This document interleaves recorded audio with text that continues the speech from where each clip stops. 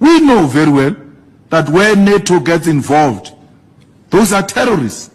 We know very well where the US says we are going in to install peace.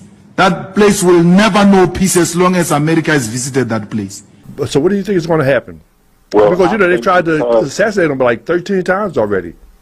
Yes, that's mostly the French. CIA as well. I think because of the outpouring of love and support that he got on April 30th, keep in mind, no other Pan-Africanist, even the great ones, have had that type of a public demonstration in their support before Ibrahim Traoré. And that's so I think that that demonstration 4 days ago really, really, really is going to make Donald Trump and the other allied forces think twice about what they do and how they come at Burkina Faso, which means they're going to have to use somebody within the inner circle. And we are Africa. If Mandela doesn't get released, when he got released, I believe black people would have took South Africa back. And that's why a lot of South Africans don't see Mandela as a hero. They see him as a distraction from the liberation agenda that was already in play. Right. I want to say that I'm very proud and very thankful to all the Africans around the diaspora on the continent, the entire Pan-African universe. 4 days ago, April the 30th, there was a massive global demonstration in support of Captain Ibrahim Traoré, the president of Burkina Faso. You know, hands off of Burkina Faso, hands off the Sahel Alliance. And from Jamaica to Johannesburg to London to New York, all over the world, Central and South America, brothers and sisters, Canada, they stood in solidarity with our brother Ibrahim Traoré, who I would say is the top Pan-Africanist in the world and the most relevant African leader that we've had in about a half of a century. You know, and the fact that he's under, you know, the age of 60 speaks volumes, not to, you know, besmirch at all the character of our elders, but as you know, Bobby David, the older you get, the more comfortable you get, the less revolutionary you are. That's right. And so many of our leaders on the African continent are over the age of 60, and those who are under the age of 50 tend to be egotists, narcissists who only took over the country to serve a selfish agenda. Ibrahim Traoré is much younger than 50, and he's clearly leading the country in the direction of the people's best interest. And what happened a few days ago, Bobby David, was the AFRICOM commander, a House Negro appointed by President Trump by the name of Michael Langley. He made some comments about Burkina Faso and Captain Ibrahim, where he basically said that Captain Ibrahim led a coup, and America shouldn't have any problem with coups because they have financed most of the coups in Africa through the CIA. But anyhow, they said he led a coup and has taken over the gold reserve of Burkina Faso, not for the interest of his people, but for his own selfish aggrandizement. And we know that's not true, Bobby David, because that brother wears the same, you know, type of clothing every day. He eats the same food. He did not take an increase in pay. He lives very modestly. He is very much the reincarnation of Thomas Sankara before him. And for Michael Langley, the AFRICOM general, to point him out and accuse him unfairly and dishonestly of expropriating the resources of his country, you know, that clearly shows you that the CIA has him targeted. He's targeted. I know that the purpose of the protest. I know that Vladimir Putin from Russia says that everybody need to keep their hands off of him, you know, because they are an independent sovereign state, and they can't talk about coming there and arresting him for whatever reason, you know. And he says that Russia is not, you know, extorting them or exploiting them. They just friends with them because they are friends in trade. Absolutely. And see, historically what America has done, because they did it to Thomas Sankara, they did it to Patrice Lumumba. They try to brand you a communist for having a relationship with a communist country.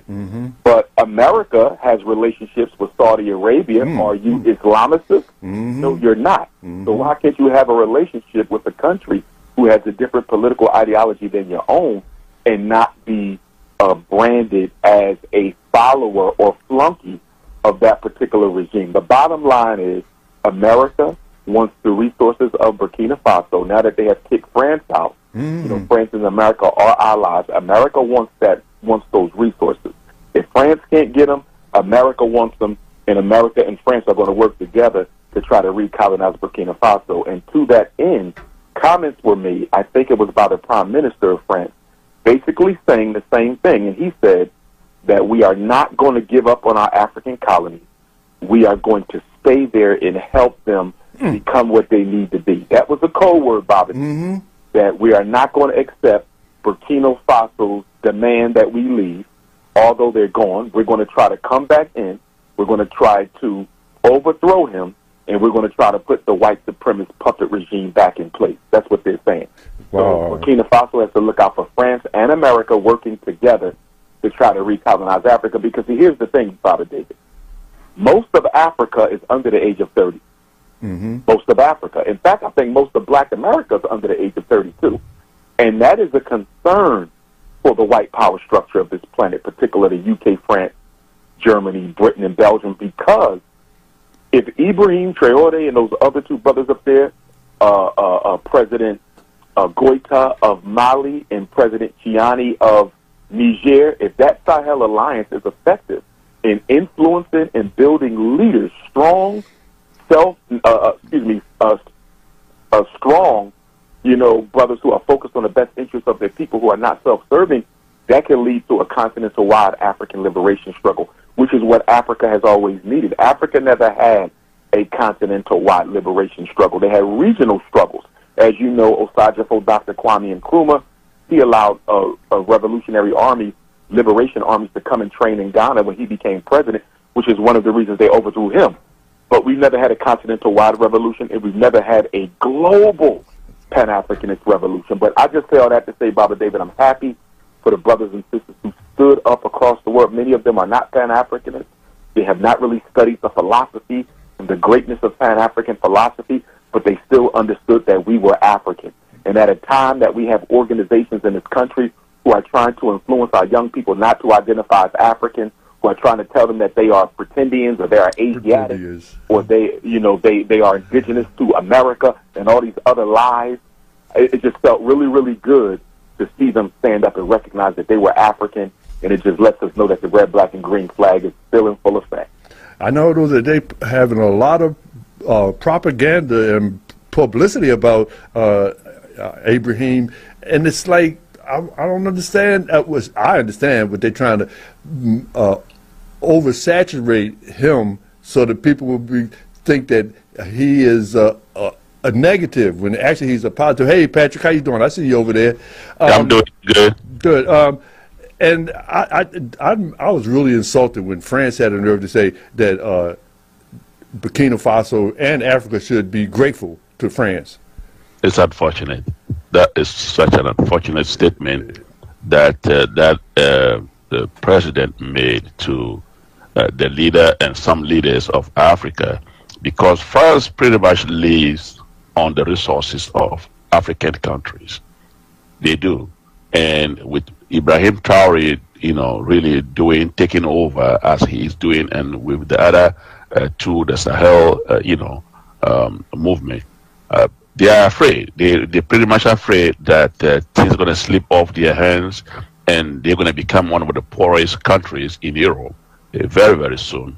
And that is going to work in their interest. So all those statements, we are far, far, far past the colonial time when we give you everything. Not anymore. It's never going to happen. Not even today.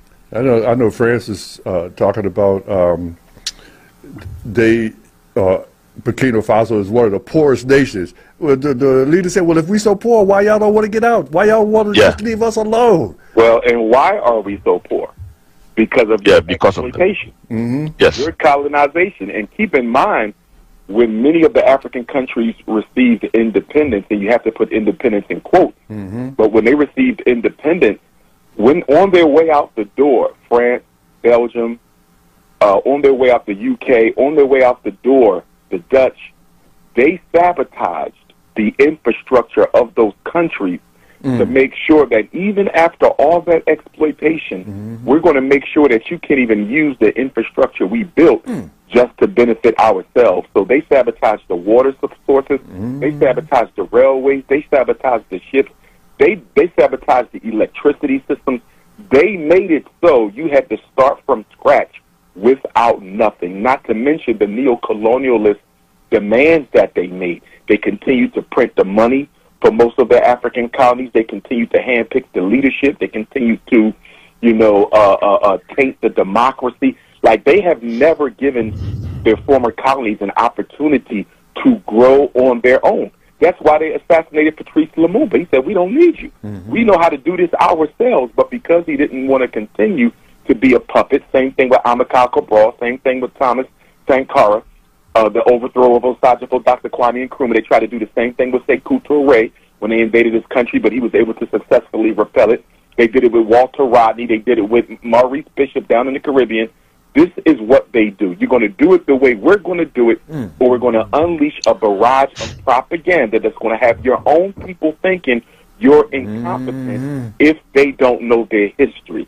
And that's why we have to know our political history, the ancient history of Africa. That's also important to learn.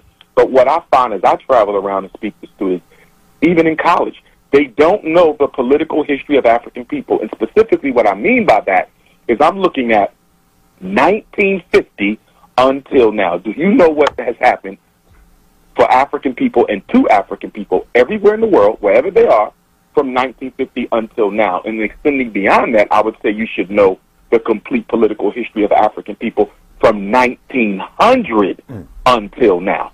A lot of our young people know everything about Egypt. They know everything about the pyramids. They know everything about the ancient kingdoms, but they don't know a damn thing about how we got to be where we are now. And if you don't understand how we got to be where we are now politically, you will automatically fall victim to the propaganda. A historically conscious person can never have propaganda used against them. That's true.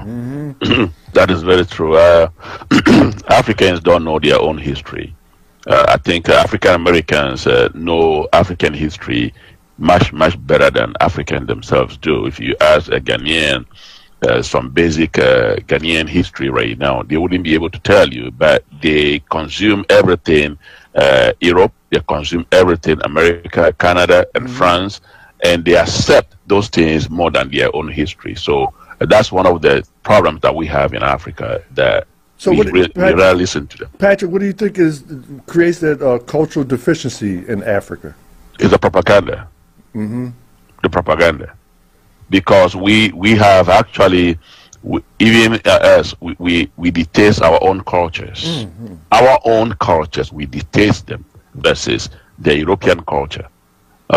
So if we have this tribal conflict between us, even within the tribes, there are conflicts within us. So it is easy to play that game for us, that psychological warfare for we Africans. Very easy to do that with a token of cash, and then an African person is against the fellow African person. Wow. And we love everything European. When you go to Ghana right now, they're doing a lot of stuff that you'd be like, how are these people doing this? What we were not used to doing stuff like that. But and in this age of information, it would seem like more people are reading now and reading more about the history that is trying to be minimized, but they could read on their own.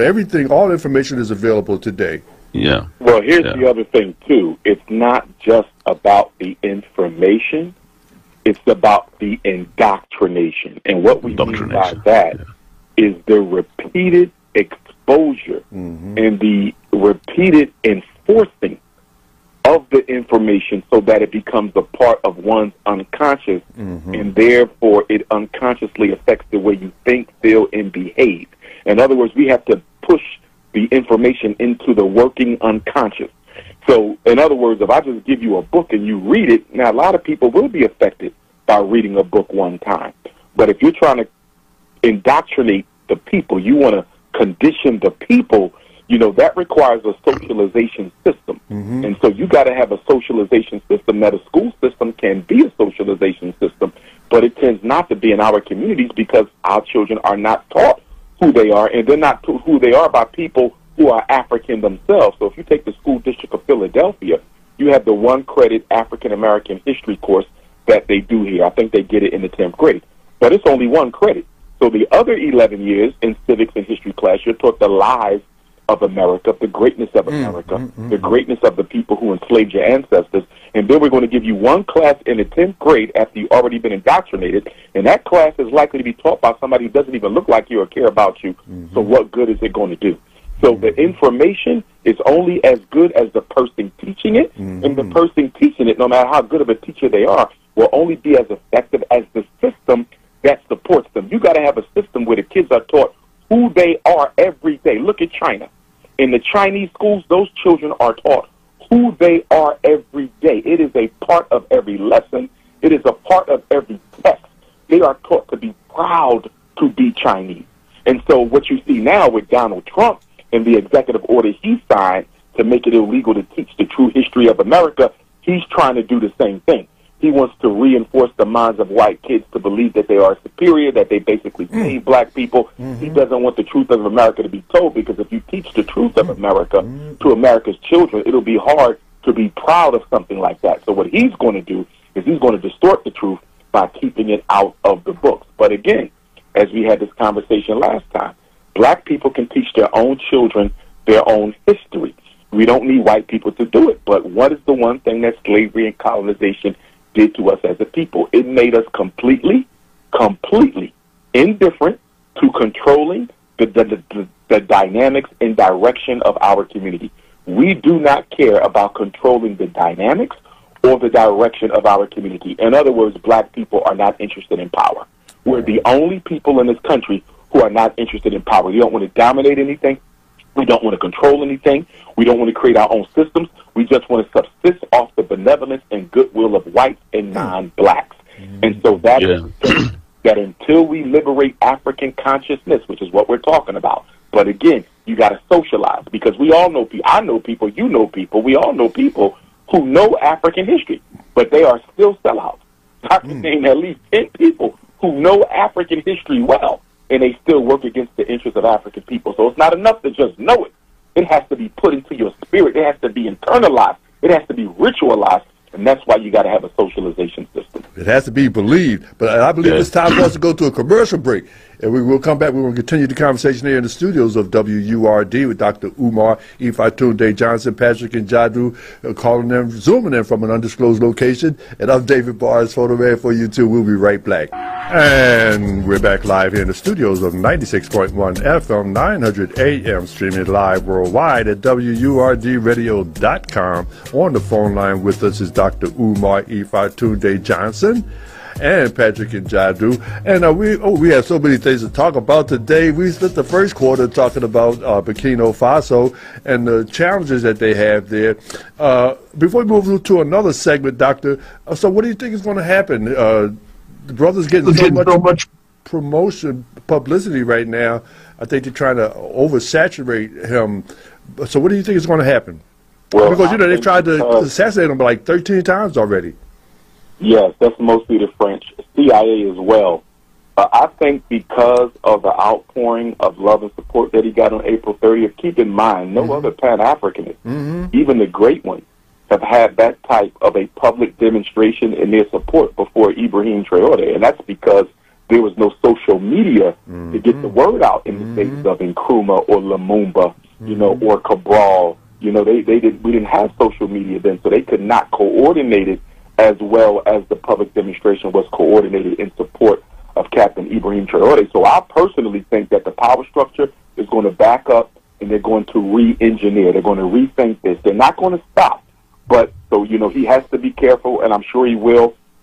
And we have to stay adamant that we're not going to tolerate it. But what they cannot afford is for him to be overthrown, God forbid, and then that sets off a reaction in Africa and a reaction amongst African people in the diaspora that destabilizes America, Belgium, France, and the UK's other foreign agendas and interests that they have around the world. In other words, the one thing that's given them the most fear, that if we do this and it is exposed that we did this, then this could affect other colonization efforts that we have in process in South America, Central America, the Caribbean, every country's in Africa. So this could start a domino effect that could undermine their influence in Africa and amongst black people around the world. So they have to think this one through, because there's more African people in the world, way more African people in the world than Caucasians. Now, although they may have the firepower, we have the numbers. And I'm sure they don't want a direct conflict on that level with blacks, because remember, the goal is to get the resources of Africa.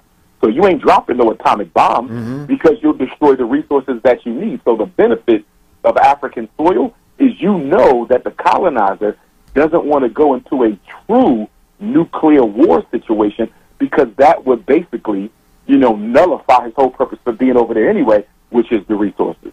So I think that demonstration 4 days ago really, really, really is going to make Donald Trump and the other allied forces think twice about what they do and how they come at Burkina Faso, which means they're going to have to use somebody within the inner circle. And we all know those stories. Malcolm X birthday coming up, Dr. King. We know every great leader we had, Marcus Garvey. They was all set up side. And so he's going to have to be really, really, really, really careful about the Judas factor. That's right. That's right. Well, when you talked about support, Nelson Mandela had a global support, but did that really make a lot of difference for South Africa? Well, in a way it did, because remember, South Africa began to struggle because of the sanctions that was put on her by countries around the world. So that definitely played a role in Nelson Mandela's release. Now, I think that the apartheid regime was going to release him anyway because they needed somebody who could stop the South African youth from rebelling in the streets. Because if Nelson Mandela doesn't get out of prison, and this is a big reason why a lot of our South African brothers and sisters don't really see him as a complete hero, because he really stopped the military, the black boots on the ground military, the Umkhonto Sizwe, the spear of the nation. He really stopped the military, the People's Army, from taking back South Africa. If Mandela doesn't get released, when he got released, I believe black people would have took South Africa back. And that's why a lot of South Africans don't see Mandela as a hero. They see him as a distraction from the liberation agenda that was already in play. Wow.